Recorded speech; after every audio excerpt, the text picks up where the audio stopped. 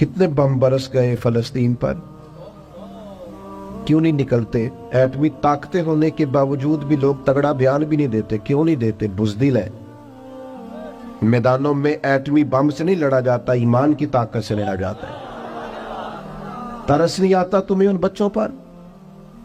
سسکتی بلکتی مخلوق پر. تو کہاں ہے اقوام متحدہ کی تنظیمیں، اور کہاں ہے وہ یورپ جو کتوں اور بلیوں کے حقوق پر تنظیمیں بناتے ہیں، جو جانوروں کے حقوق کی بات کرتے ہیں؟ وہ کہاں اپنے دلوں میں چھپ گئے؟ فلسطین کے ہسپتالوں پر بم برسیں تو تمہارا کیا خیال ہے؟ تم سے حساب سے نماز روزے کا ہونا ہے؟ اللہ کے بندے تڑپتے رہے اور رب پوچھے گا نہیں؟ رسول پاک علیہ السلام نے تو فرمایا مالک قیامت کے دن کہے گا میں جو اس کی شان کے لائق ہے. اللہ فرمائے گا میں بھوکا تھا تو نے کھانا کیوں نہیں کھلایا، میں پیاسا تھا تو نے، یہ صحیح مسلم کی حدیث، مجھے کپڑوں کی ضرورت تھی لایا کیوں نہیں؟ بندہ عرض کرے گا مالک تو کھانے پینے سے پہننے سے پاک ہے. تو رب فرمائے گا وہ جو تیرے پڑوس میں بندہ بھوکا تھا تو بندہ تو میرا ہی تھا نا، وہ جو پیاسا تڑپ رہا تھا تو میرا ہی تھا نا. وہ جن ہسپتالوں پہ بم برستے ہیں وہ کون ہے؟ وہ جہاں جنازے پڑھنے کو کفن میسر نہیں، وہ کون ہے؟ جب وہ پوچھیں گے بلا کے تم کو اپنے سامنے تو کیا جواب جرم دو گے تم خدا کے سامنے؟ تم سو رہے ہو، سیاستیں کر رہے ہو، الیکشن کی باتیں کر رہے ہو. خدا سے ڈرو.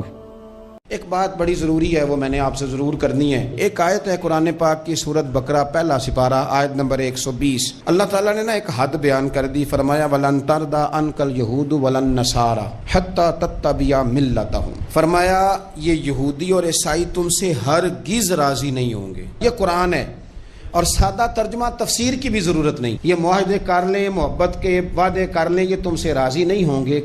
کب راضی ہوں گے؟ حتی تتبع ملتہم، یہاں تک کہ تم ان کے دین کی پیروی کرنے لگ جاؤ. میرا جب پہلی دفعہ پاسپورٹ بنا تو میں نے سارا پڑھا، کتابیں پڑھنے کا شوق تھا شروع سے.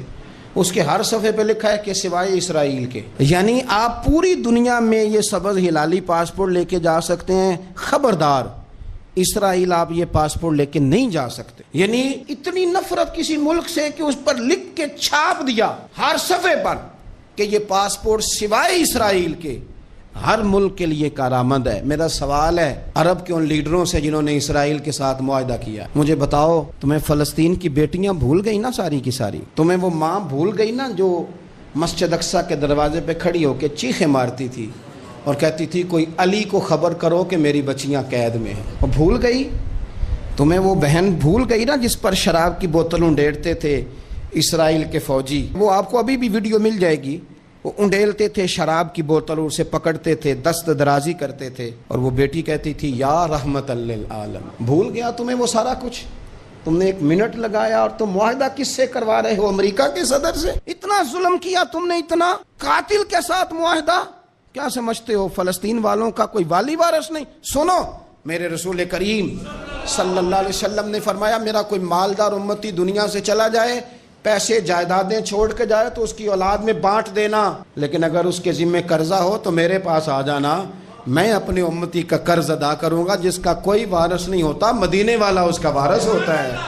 میں قرض دوں گا اپنے امتی کا. کیا سمجھتے ہو فلسطینی لاوارث ہے؟ صبح قیامت نبی پاک تم سے سوال کریں گے، تمہیں اللہ کے حضور حاضری دینی ہے. کیوں نہیں صلح کرتا اسرائیل فلسطین کے ساتھ؟ لبنان کے ساتھ دوستی کیوں نہیں کرتا؟ شام سارا کٹ گیا اسرائیل کی وجہ سے. راج تمہیں خیال آیا ان کے ساتھ معاہدہ کرنے کا؟ ہمیں سبق پڑھاتے ہو خدا سے ڈرو. اور پھر اقبال کہتے ہیں مسلمانوں سے مایوس نہ ہونا، حکمرانوں سے زیادہ امیدیں بھی نہ لگانا. وہ جو چھوٹے چھوٹے لوگ نکلے تھے نا صحرا سے، بظاہر غریب تھے، بظاہر ان کے پاس مال نہیں تھا، وہ خالد بن ولید جیسے، وہ سعد بن ابی وقاص جیسے، بظاہر ان کے پاس زیادہ اسلحہ نہیں تھا. اقبال کہنے لگے مایوس نہ ہونا، یہ نہیں کہنا بن کچھ نہیں سکتا. فرمانے لگے رات میں نے سنا ہے فرشتے آپس میں باتیں کر رہے تھے. واہ اقبال تیرا بھی انداز کتنا نرالا ہے. کہنے لگے رات فرشتے آپس میں باتیں کر رہے تھے، میں نے سن لی ہیں. بھلا وہ کیا کہہ رہے تھے؟ یہ سارے لوگ نا خالد بن ولید، سعد بن ابی وقاص، یہ صحرا کے رہنے والے تھے، اور اس وقت کی سب سے سپر پاور روما کہلاتی تھی. الٹ پلٹ کے رکھ دی ساری رومی سلطنت. تو اقبال کہنے لگے رات فرشتے آپس میں باتیں کر رہے تھے کہ سنا ہے پاکستان کے، ہندوستان کے مسلمان جوان مایوس ہو گئے کہنے لگا نا مایوس ہونا نکل کے صحرا سے، جس نے روما کی سلطنت کو الٹ دیا تھا، نکل کے صحرا سے۔ گرمی دیکھو اس شعر کی، ولولہ دیکھو اس مرد کا جو مصور پاکستان ہے، نکل کے صحرا سے جس نے روما کی سلطنت کو الٹ دیا تھا، سنا ہے میں نے یہ قدسیوں سے، وہ شیر پھر ہوشیار ہوگا۔ وہ کل باتیں کر رہے تھے کہ بہت سارے ان میں سے پھر جاگ گئے اور بڑی جلدی وہ بلاک بنائیں گے۔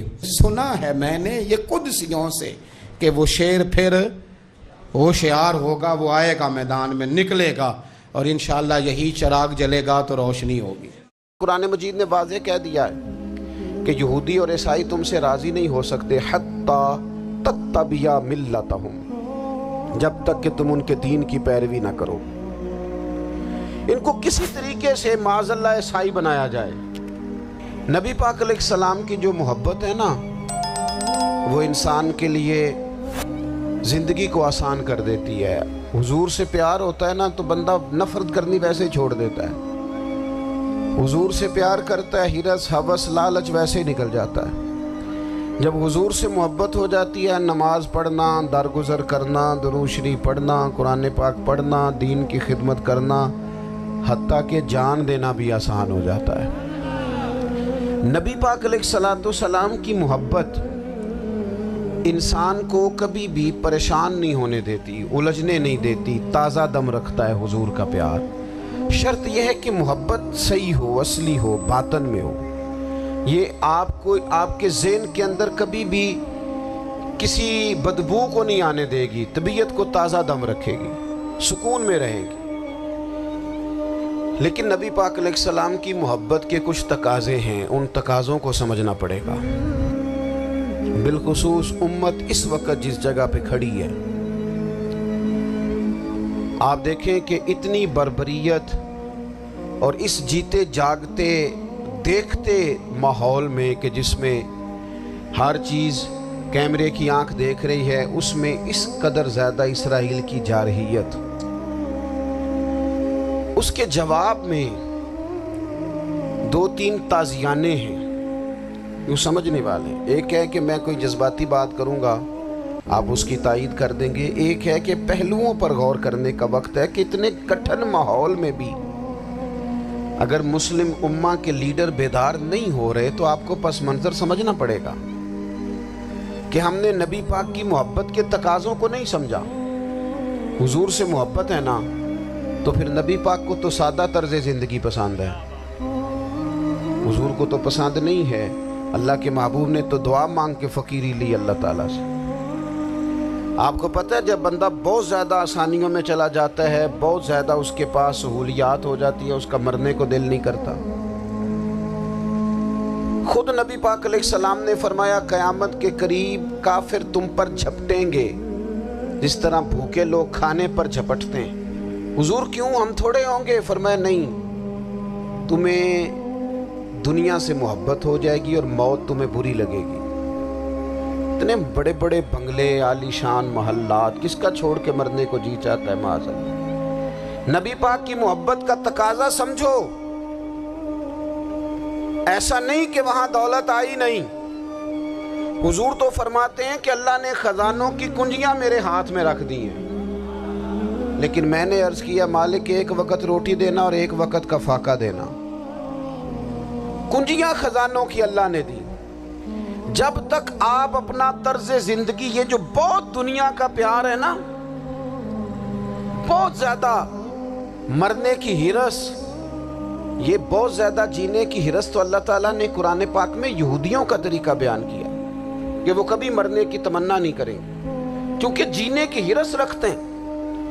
نبی پاک علیہ السلام کے غلاموں، طرز زندگی جب تک سادہ نہیں ہوتا اور جب تک یہ دنیا کے جھمیلوں سے کسی کو دولت دے کر پیچھے کر دیا جاتا ہے، کسی کو عہدہ دے کر چپ کرا دیا جاتا ہے، کسی کو اقتدار دے کر چپ کرا دیا جاتا ہے۔ رسول اللہ صلی اللہ علیہ وسلم کے سچے غلام، ان ایک بات کی سمجھ آ گئی تھی کہ ہمیں ہمارے رب نے کہا ہے قُلْ إِن كُنْتُمْ تُحِبُّونَ اللَّهَ فَاتَّبِعُونِي يُحْبِبْكُمُ اللَّهُ۔ اے محبوب آپ ان سے فرما دیں اگر رب سے محبت کرنا چاہتے ہیں تو آپ کی پیروی کریں، اللہ خود ان سے محبت فرمائے گا جب رب بھی ان کا ہو جائے گا، جب رب بھی ان کا کی محمد سے وفا تو نے تو ہم یہ جہاں چیز ہے کیا، یہ لوح و قلم تیرے ہیں، اس کا کیا مطلب ہوا؟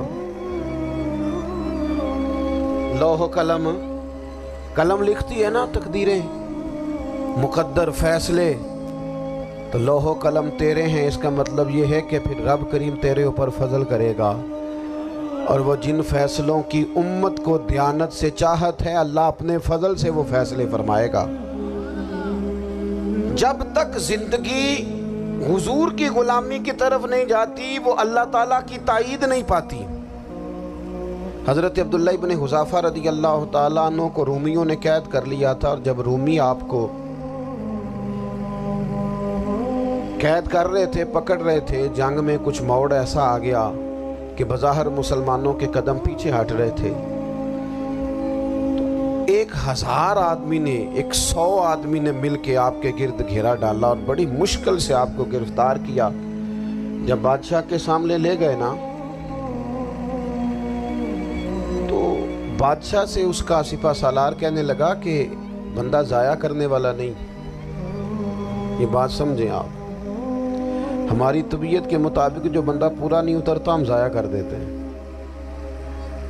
حالانکہ اگر آپ کو مخالف صف میں بندہ کام کا نظر آئے تو آپ غور فرمائیں کہ یہ ہمارے قافلہ محبت میں کیسے شامل ہو سکتا ہے، اس کے لیے جد و جہد کریں تاکہ اس سے کام لیا جا سکے۔ اس نے کہا روم کے بادشاہ نے بندہ ضائع کرنے والا نہیں، وزیر نے کہا بادشاہ سے، اس نے کہا کیا کریں، کچھ ایسا کریں کہ یہ معاذ اللہ ہمارے دین میں آ جائے، اور قرآن مجید نے واضح کہہ دیا ہے کہ یہودی اور عیسائی تم سے راضی نہیں ہو سکتے حتی تتبع ملتہم، جب تک کہ تم ان کے دین کی پیروی نہ کرو، ان کو کسی طریقے سے معاذ اللہ عیسائی بنایا جائے۔ تو بادشاہ کہنے لگا 2-3 چیزیں ہیں جس سے کوئی بندہ بھی خریدا جا سکتا ہے، کر لیتے ہیں بات۔ اس نے سب سے پہلے حضرت عبداللہ ابن حذافہ سے کہا کہ جتنے پیسے آپ کہیں گے آپ کو ملیں گے، آپ اس دین میں آ جائیں معاذ اللہ۔ تو حضرت عبداللہ ابن حذافہ نا، کچھ لوگ بڑے سیانے ہوتے ہیں، بردبار ہوتے ہیں، بعض باتوں پر غصہ نہیں کرتے، ہنستے ہیں۔ حضرت عبداللہ ابن حذافہ ہنس پڑے، فرمانے لگے تجھے کس نے بادشاہ بنایا، تو بڑا بیوقوف آدمی ہے۔ اس نے کہا کیا مطلب؟ فرمانے لگے نادان، میں تو تلوار لے کے میدان میں آیا ہوں، مجھے دولت کمانی ہوتی میں تجارت کرتا، میں تجارت نہیں کر رہا، میں تو شہادت کے لیے نکلا ہوا ہوں، اور تو مجھے کہہ رہا ہے پیسے لے لے، کو عقل کی بات کر۔ اس نے دوسری بات کی، اس نے کہا کہ میں بادشاہ ہوں، میرے نیچے جتنے بھی عہدے ہیں، وزیر، مشیر، وزیر خزانہ، جو آپ عہدہ کہیں گے آپ کو دے دیا جائے گا، آپ اس طرف آ جائیں۔ تو حضرت عبداللہ ابن حذافہ کہنے لگے پھر کہتا ہوں تو بڑا نادان ہے۔ فرمانے لگے میں حضور کا صحابی ہوں، اور صحابی ہونے سے بڑا عہدہ دنیا میں ہے ہی کوئی نہیں۔ صحابہ وہ صحابہ جن کی ہر صبح عید ہوتی تھی، خدا کا قرب حاصل تھا، نبی کی دید ہوتی تھی۔ کہا تو مجھے لالچ دے رہا ہے۔ اب انہوں نے ایک نئی چال چلی، وزیر کہنے لگا کہ میں ایک اور طرح سے معاذ اللہ کوشش کرتا ہوں پگھلا دینے کی۔ آپ اندر کمرے میں قید تھے تو وہاں ایک خاتون کو بنا سنوار کر بھیج دیا گیا۔ دوستو یاد رکھنا، تگڑا اور مضبوط جوان پتہ کون ہوتا ہے؟ جس کی نظریں پوری طرح اس کے کنٹرول میں ہوں، یہ علامت جوانی ہے۔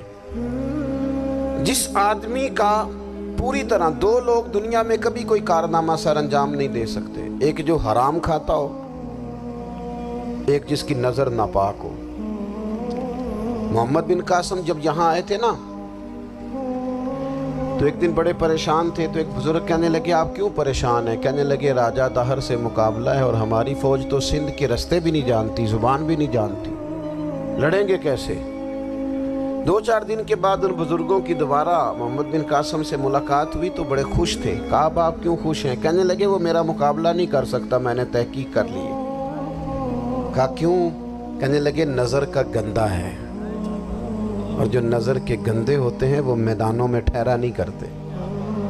میدان کے لیے نکلنے کے لیے پاک جوانی کی ضرورت ہوتی، تطہیر مزاج ہونا ضروری ہوتا ہے، پاکیزہ افکار اور سچی اور سچی ستھری سوچوں کا ہونا ضروری ہوتا ہے۔ اس لیے فرمایا کہ میرا مقابلہ نہیں کر سکتا۔ حضرت عبداللہ ابن حذافہ کمرے میں تھے تو وزیر کی بیٹی اندر سجی سنوری پہنچ گئی۔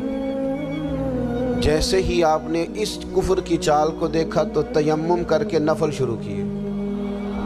وہ ساری رات بیٹھی رہی، رب کا بندہ ساری رات عبادت کرتا رہا۔ عبادت بڑا سہارا ہے، مصلی بڑا سہارا ہے اللہ کے بندوں۔ صبح دروازہ کھولا، وزیر نے اپنی بچی سے پوچھنا چاہتا تھا رزلٹ کیا نکلا، تو وہ کہنے لگی پیچھے ہٹ جا، اب تیرا میرا تعلق کوئی نہیں، میں نے نبی پاک کا کلمہ پڑھ لیا۔ اس نے کہا میں نے بھی زمانہ دیکھا ہے، پر یہ کیا لوگ ہیں، کستوری کے بنے ہوئے، سندل سے دھلے ہوئے، کہ میں ساری رات کمرے میں رہی اور 100 اور 1000 آدمی جس جوان کا مقابلہ نہ کر سکے، اتنا طاقتور جوان کمرے میں رہا اور اسے نظر اٹھا کے نہ دیکھا۔ او کچا رنگ للاری والا جڑا چڑھ دا تے لیندا رہندا ہے، اے عشق تیرے دا رنگ محمد چڑھیا پھیر نہیں لیندا۔ میں کہا ایک دفعہ نظر اٹھا کے نہیں دیکھا، کمال ہو گئی۔ اتنے بڑے لوگ، اتنی بڑی سعادت مندی، فیروز بختی، معاملہ فہمی، حد ہو گئی۔ اللہ اکبر۔ دوستو، بادشاہ جب پوری طرح ہار گیا نا، اس نے کہا مار دو۔ تیل گرم کیا ایک کڑاہی میں، اور جب آپ کو اس میں ڈالنے لگے تو آپ کی آنکھوں میں آنسو آ گئے۔ بادشاہ کا خیال ہوا شاید نرم ہو گئے ہیں، کہنے لگا روئے کیوں؟ فرمانے لگے سوچتا ہوں جان ہی ایک ہے،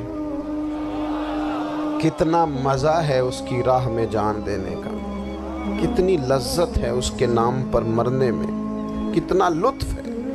جے تو چڑھیا اتے دار بھی نہیں، تے جے تو وکیا عشق بازار بھی نہیں، تے ایڈا سستا سودا پیار بھی نہیں، تے ایڈا سستا لبدا یار بھی نہیں۔ کئی جنگل گانے پیندے نہیں، کئی دوزخ لنگنے پیندے نہیں، جے وہ اس ملوں بھی مل جاوے، ایدوں سستا ہور بپار بھی نہیں۔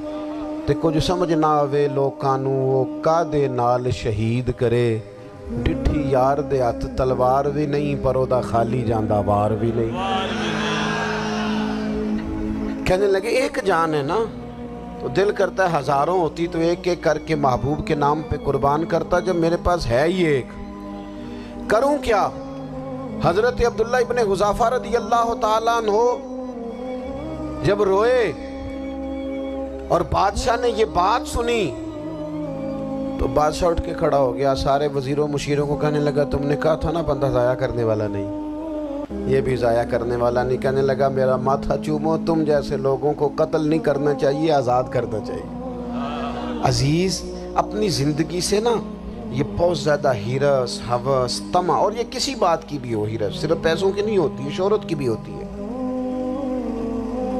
یہ بیماری انسان کو اقتدار کی بھی ہوتی ہے، تعریف کی بھی بیماری ہوتی ہے، یہ سارے نقص ہوتے ہیں لوگوں کو، اور معاذ اللہ بعض جبوں کبوں کے اندر بھی ہوتے ہیں، وہاں بھی پنپتے ہیں۔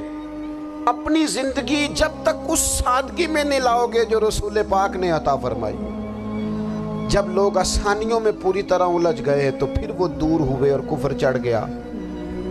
دوسری بات، اللہ کے محبوب صلی اللہ تعالی علیہ وسلم کی محبت ہم سے تقاضا کرتی ہے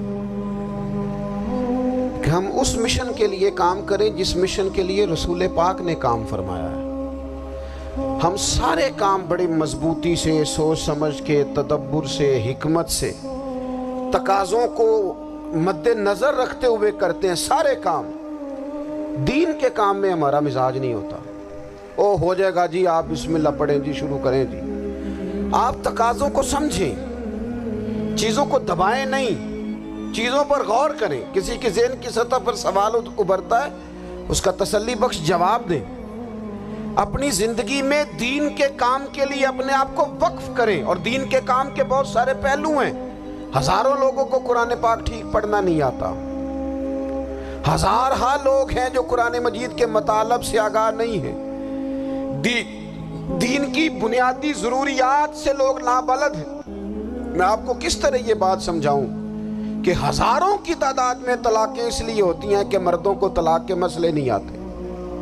انہیں پتہ نہیں ہے کہ مجھے حقوق زوجین کے معاملے میں کیسے چلنا ہے. ڈھیر سارے گھروں میں تباہی اس لیے ہے کہ تربیت اولاد کا دینی منہج ہمیں نہیں پتا. اپنا حصہ ملائیں دین کے کام میں. ایک آدمی کو اگر تو نمازی کرنے میں کامیاب ہو گیا, تیری زندگی بدل گئی. وہ دین بیزار لوگ جو ہمارے بیچ بیٹھ کے ہماری نوجوان نسل کو پگڑی اور داڑھی کا نام لے کے بنیادی طور پر دین سے دور کرتے, ایسے نوجوانوں کو دین کا پیغام محبت دے کر دین کے قریب کرنا ہماری ڈیوٹیوں کا حصہ ہے. ہمیں ذمہ داری کا احساس کرنا پڑے گا. ہمیں یہ خاص قدم اٹھانا پڑے گا, توجہ دینی پڑے گی. مساجد, مدارس, میں آپ سے عرض کروں, اتنی ڈٹ کے مخالفت ہوتی ہے نا مدرسوں کی, اتنی ڈٹ کے. میں ادارہ چلاتا ہوں, اس کے چلانے میں جو مشکلات ہیں وہ تو ہم بتا نہیں سکتے آپ کو, اس لیے کہ میری قوم, میرا اس قوم سے تعلق ہے جو نعت خواں امیر کرنا چاہتی ہے, مدرسے نہیں. ہاں, نقیب خطیب پیدا کرنا چاہتی ہے, شعر و شاعری کی زندگی کو پروان چڑھانا چاہتی ہے. فقط ہمارا ان لوگوں سے تعلق ہے جو لاکھوں کروڑوں روپیہ محافل پہ لگائیں گے, اور قاری صاحب بیچارے اگر مسجد کا کوئی ہونے والا کام کسی وقت بتا دیں گے تو وہ بڑی مشکل آ جائے گی ان کے لیے. یہ کیسے ہو سکتا ہے, آپ نے یہ ڈیوٹی بتا دی. مدارس اور جتنا اہم رول دین کو پھیلانے میں مدارس اسلامیہ کا ہے, اتنی زبردست. لوگوں کا خیال ہوتا ہے میری طرح کے لوگ شاید کام کرتے ہیں, ڈیوٹی کرتے ہیں. یہ 10-15 لوگ آپ کو نظر آتے ہیں جو آپ کو کہیں میڈیا پر یا ادھر ادھر ڈیوٹی کرتے. مخلص لوگ اپنی جگہ پہ وہ بھی بڑا ہی کام کر رہے ہیں, جو میڈیا پہ آ کے بھی اخلاص سے اور درد دل سے کو دین کی, ان کی بھی کسی بات کی حوصلہ شکنی نہیں. لیکن ہزارہا اساتذہ جو مدارس میں بیٹھ کے پڑھاتے ہیں, جنہوں نے وہ سارے لوگ تیار, آپ سمجھ نہیں سکتے کتنا بڑا کام. حفظ کا استاد جو ہوتا ہے نا, اس کی ڈیوٹی 24 گھنٹے ہوتی ہے فجر سے پہلے, اور اس نے بچوں کو اٹھانا ہے. تنخواہ تو ہم انہیں دینا نہیں نہ چاہتے جی, تنخواہ نہیں دے دی انہوں نے. ہمیں مولوی امیر نہ ہو جانا. مولوی نو تے سوٹ بھی 27ویں والی رات دے ہی ہے تاکہ کدھر سوان کے عید والے دن پا نہ لوے, کیونکہ 27ویں تو بعد تے درزی پھڑتا ہی کوئی نہیں. کیوں حضرت, ایسے ہی ہے نا, اس وقت تو نہیں نہ لیتا. تو ہم چاہتے ہیں مولوی ہماری مرضی کے ہماری طرح کا سوٹ نہ پہن لے. مدارس کی مضبوطی آپ یہ دیکھ لیں, یہ صلاح الدین ایوبی کا تعلق بھلا کس چیز سے تھا؟ غوث اعظم کے مدرسے سے. حضور غوث اعظم کے مریدوں کی جماعت اس کے ساتھ شامل تھی. کون لوگ تھے جنہوں نے مدارس سے فیض پایا؟ رازی اور غزالی, حضور غوث اعظم, خواجہ اجمیر, یہ سب لوگ مدارس کے لوگ ہیں. کمزوریاں ہیں, غلطیاں ہیں, بہت ساری چیزوں کی اصلاح کی ضرورت ہے, لیکن یہ دین کا بہت بڑا قلعہ ہوتا ہے مدرسہ. لیکن اس کی مخالفت کی جاتی ہے. مجھے بتائیے, اگر مدرسوں میں کمزوریاں ہیں تو کالجوں یونیورسٹیوں میں نہیں ہیں؟ ہم نے کبھی مخالفت کی ہے بند کر دو سارے؟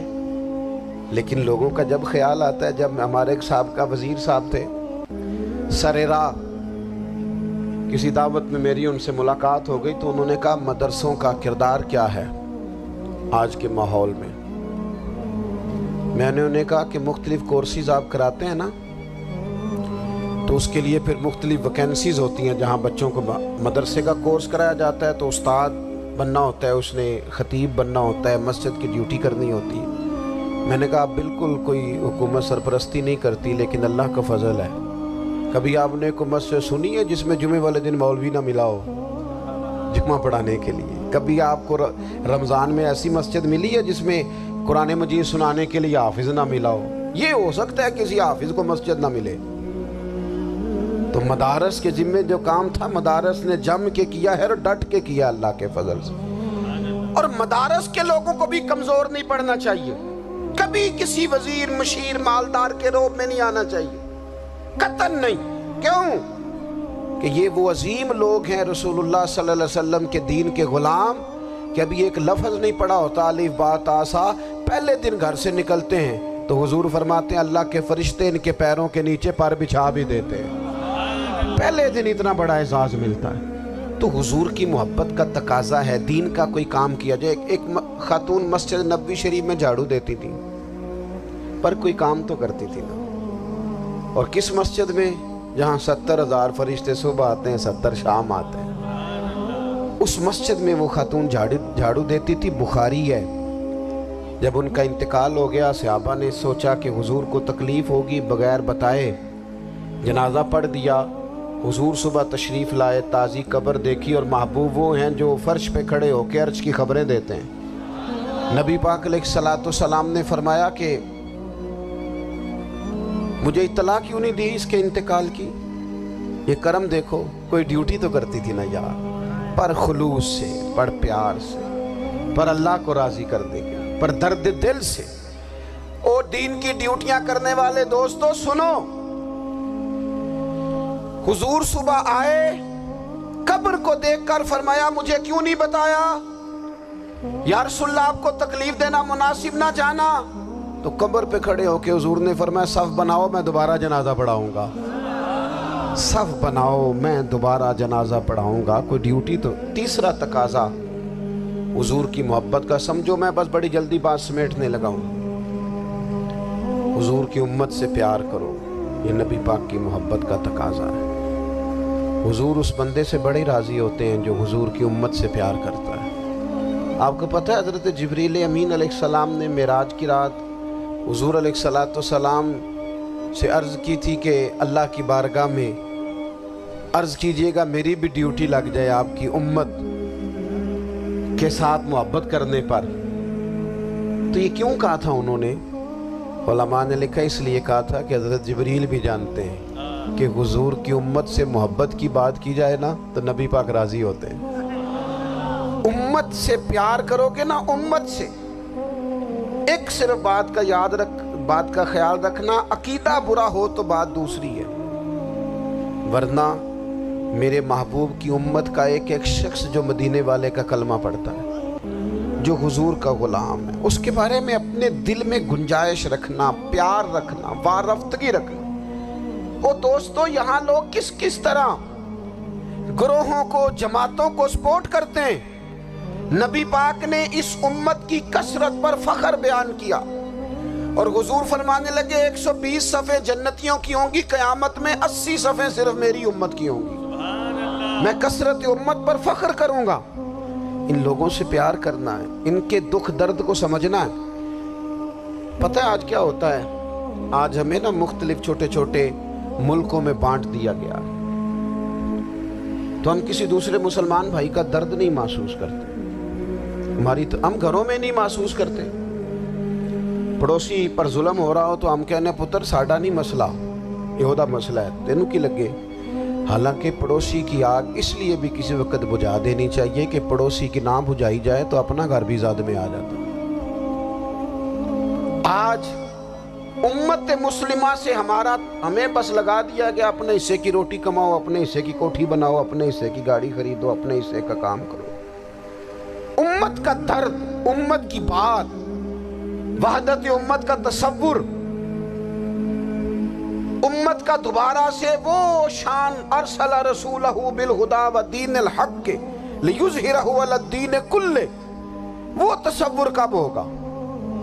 اس وقت ہوگا جب ہم بات امت کی کریں گے۔ نبی پاک علیہ السلام نے فرمایا مسلمان کی مثال ایک جسم کی طرح ہے، جسم کے ایک حصے کو تکلیف ہو تو سارا آزمائش میں آ جاتا ہے۔ مجھے بتاؤ یہ انگلی درد کرتی ہو، یہ انگلی جسم کا حصہ ہے نا، تو میرا خیال ہے دماغ یہ کہہ دے گا کہ انگلی کی درد ہے نا منو کی لگے، دل کہہ دے گا کوئی نہیں ٹینشن لینے، انگلی کا مسئلہ ہے نا۔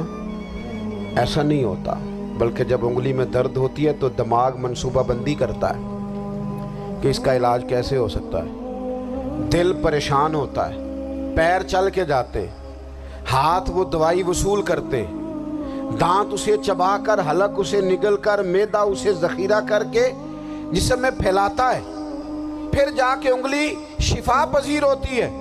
ایک حصے کو درد ہو تو سارا حصہ کام پہ لگ جاتا ہے۔ اسرائیل اگر تکلیف دے رہا ہے فلسطینیوں کو تو ہونا چاہیے تھا نا بعض مسلمان حکمرانوں کو نیند نہ آتی، وہ درد دل محسوس کرتے، ہونا چاہیے تھا نا کہ بعض لوگ یہاں ہم کیا کرتے ہیں بھلا بیٹھ کے، اب تو مجھے بعض چیزوں سے کوفت بھی ہونے لگا، ہم دیتے ہیں بیان مذمت، آپ کے بیان دینے سے کیا ہوگا؟ فلانے نے بھی بیان دے دیا، فلانے نے بھی کلپ دے دیا، یہ کیا کر رہے ہیں؟ یہ تو آپ زندہ رہنا چاہتے ہیں۔ وہ جس طرح آج کل ہمارے ہاں بہت ساری چونکہ جماعتیں ہیں تو کشمیر ڈے آتا ہے نا تو مل کے ریلی نہیں نکالی جا سکتی، سوال نہیں پیدا ہوتا، کیونکہ ہمیں جماعتوں کو زندہ رکھنا ہے۔ اس جماعت کی خبر الگ لگنی چاہیے، اس جماعت کی خبر الگ، تو ایسے کوئی انقلاب آئے گا؟ یاد رکھنا امت کو پوری کو ایک طاقتور آواز بننا پڑے گا، ہمیں تھوڑا تھوڑا اوپر اٹھ کے سوچنا پڑے گا۔ خدا را اللہ تعالیٰ مجھے معاف کرے اگر کوئی بات میں سطحی کر رہا ہوں، دل کی گہرائی سے عرض کرتا ہوں اب تو بڑا سخت وقت آ گیا، اب چونکہ اب تو کیمرے کی آنکھ آئی ہے تو وہ زخمی بچے دیکھے نہیں جاتے، وہ تڑپتی مائیں دیکھی نہیں جاتی، وہ سسکتی اور آواز دیتی بیٹیاں سنی نہیں جاتی، وہ آوازیں ایسی ہیں جیسے وہ رات کے سناٹوں میں چیخیں بن کے لوگوں کو جگایا کریں گی۔ خدا را کچھ جرم ایسے ہوتے ہیں جن کی سزائیں بڑی سخت ہوتی ہیں، جن کی معافی بڑی مشکل سے ہوتی ہے۔ اپنے اندر جذبہ ایمانی پیدا کریں۔ اور میرے دوستو بستر پر بھی تو لوگ ماری جایا کرتے ہیں نا، اپنی زندگی رسول اللہ صلی اللہ علیہ وسلم کے دین کے نام کرو، جذبہ جہاد، شوق شہادت اور عشق رسول، یہ عناصر ہیں جو امت مسلمہ کو پیروں پر کھڑا کریں گے۔ 2 منٹ کے لیے سوچو، امت اگر اسی طرح کٹتی رہی، پریشان رہی، دکھتی رہی اور باری باری کر کے، اقبال نے کیا کہا تھا؟ اس نے کہا تھا وطنوں میں، انہوں نے کہا تھا کہ ان تازہ خداؤں میں بڑا سب سے وطن ہے، جو پیرہن اس کا ہے وہ مذہب کا کفن ہے۔ تو اقبال ہم کیا کریں؟ کہنے لگے بازو تیرا توحید کی قوت سے قوی ہے، اسلام تیرا دیس ہے، کیونکہ تو مصطفی ہے، تو بحیثیت مسلمان سوچنا شروع کر، بحیثیت مسلمان، اور یوں تو سید بھی ہو، مرزا بھی ہو، افغان بھی ہو، تم سبھی کچھ ہو، بتاؤ کہ مسلمان بھی ہو، تمہارے اندر کہیں سے کوئی مومن بھی بولتا ہے کہ نہیں؟ علاقائی تعصبات اور ملکی سرحدوں میں قید ہو جانے والوں، تم ایک نبی کی امت ہو۔ کیوں نہیں سمجھتے جب کشمیر کی بیٹی روتی ہے تو مدینے والے محبوب پاک علیہ السلام کی امت کی بیٹی روتی ہے، جب فلسطین کی بیٹی روتی ہے تو امت کی بیٹیاں روتی ہیں۔ خدا را کچھ درد دل اپنی طبیعت میں پیدا کریں۔ میں حکمرانوں کی بات نہیں کرتا، میں تو عام لوگوں سے ایسے تبصرے سنتا ہوں جو نہیں کرنے چاہیے۔ وہ نہیں جی نہیں، دوسرا رخ بھی دیکھو، عام آدمی اٹھ کے، عام لوگ بھی یہ خطرناک سوچیں اور ان سے خوفناک نتائج برآمد ہوں گے۔ تو 3 باتیں میں نے آپ کی خدمت میں عرض کی ہیں۔ ایک تو کوشش کریں اپنی زندگی کے اندر کہ زندگی کو سادہ کریں، پیسہ ضرور کمائیں لیکن پیسے سے پیار نہ کرو، پیار تو مدینے والے رسول سے کرنا۔ دولتیں، ہرس، ہوس، طمع، ان سے باہر آؤ۔ اور دوسری گزارش آپ کی خدمت میں یہ عرض کی ہے، کچھ نہ کچھ دین کا کام، اور اس میں بھی شہرتوں سے بچتے ہوئے، تصویروں سے بچتے ہوئے۔ میں ہر محفل میں شاید کہتا ہوں میری فوٹو آ رہی ہے اور لائیو آ رہا ہے اور فلاں ہو رہا ہے، لیکن اس محفل کا خوبصورت انسان وہ ہے جو سب سے پیچھے بیٹھا ہے، وہ کسی فوٹو کے لیے نہیں آیا۔ اور میں ڈھیر سارے لوگ دیکھ رہا ہوں، یہ جو آگے بیٹھ جاتے ہیں بعض اوقات 5 7 10 لوگ، یہ بڑی تصویر سازی کرتے ہیں، لیکن جو پیچھے بیٹھے ہوتے ہیں ان کی کوئی فوٹو نہیں آتی۔ اور میں نے بہت سارے لوگوں کو دیکھا ہے کبھی موبائل کو ہاتھ بھی نہیں لگاتے، لیکن جن کے لیے آئے ہیں انہیں تو پتہ ہے نا کون کون آیا ہے۔ اور کچھ دین کے لیے کریں۔ اور تیسری گزارش آپ کی خدمت میں یہ ہے کہ امت بن کر بھی ضرور سوچیں اور امت کے دکھوں کا مداوا بھی کریں، اور امت مسلمہ کا درد بھی اپنے سینے میں ضرور محسوس کریں۔ اللہ تعالی ہماری اس بزم کو جی ایک بات اور سن لیں جی، نبی پاک علیہ الصلوۃ والسلام نے ارشاد فرمایا، لائیں جی، حضور سید عالم علیہ الصلوۃ والسلام نے ارشاد فرمایا کہ جب تک بندہ اللہ کے بندوں کی مدد میں رہتا ہے نا، اللہ بھی اس کی مدد کرتا رہتا ہے۔ یعنی اگر آپ امت کے لیے سوچتے ہیں، کوئی امت کے لیے فکر پیدا کرتے ہیں، کچھ امت کی سوچیں لاتے ہیں، تو اللہ بھی مدد فرمائے گا۔ اور یہ بات اچھی طرح یاد رکھیں، جب بھی بندہ کوئی ایسا کام کرتا ہے نا جو خالص اللہ کی رضا کے لیے ہو، تو رب کی مدد ضرور آتی ہے۔ وَلَقَدْ نَصَرَكُمُ اللَّهُ بِبَدْرٍ وَأَنْتُمْ أَذِلَّةٌ، تو یہ کام کریں گے تو اللہ کی مدد بھی آئے گی۔ اللہ توفیق عطا فرمائے۔ وَمَا عَلَيْنَا إِلَّا